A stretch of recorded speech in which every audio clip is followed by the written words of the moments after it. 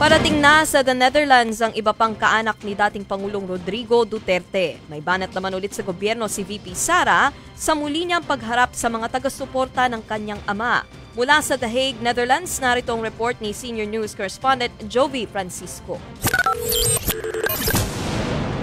Napakalamig maghapon sa The Hague, pero hindi nagpatinag sa paghihintay sa labas ng Scheveningen Prison ang mga Duterte supporter.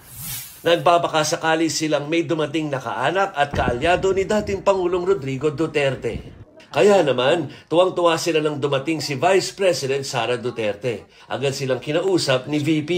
Pagkakataon din ito sa bise para linawin ang ilang controversial niyang pahayag sa meet and greet noong linggo. Ipinaliwanag niya ang sinasabing baka wala ng Pilipinas sa 2028. Ayon sa bise, nawala na kasi ang pag-asa ng mga Pilipino dahil walang ginagawa ang gobyerno.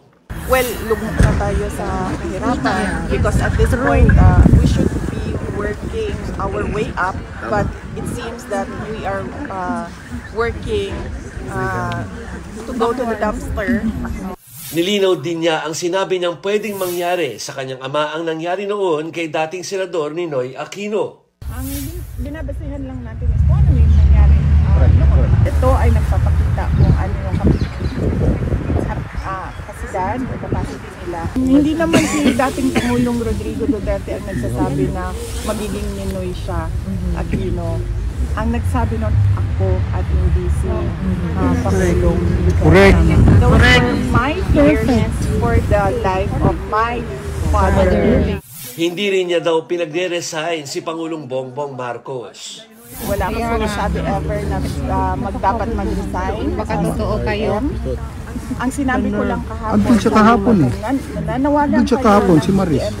Bigyan nyo ng rason kung bakit yan ang panawagan ninyo sa kanila. And then I gave them example.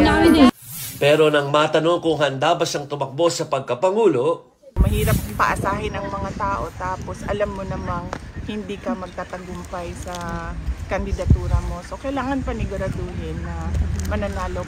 Wala namang direktang sagot si VP Sara kung pwede pang ampunin si re-election ni Senator Amy Marcos matapos tila maetsapwera sa admin slate. Wala akong senator slate for this election. Ang merong senator slate is si Pangulong Rodrigo Duterte. And it's sad that this happened to Senator Amy Marcos. Pero I truly appreciate the fact that she opened a Senate inquiry on the illegal arrest of President Duterte.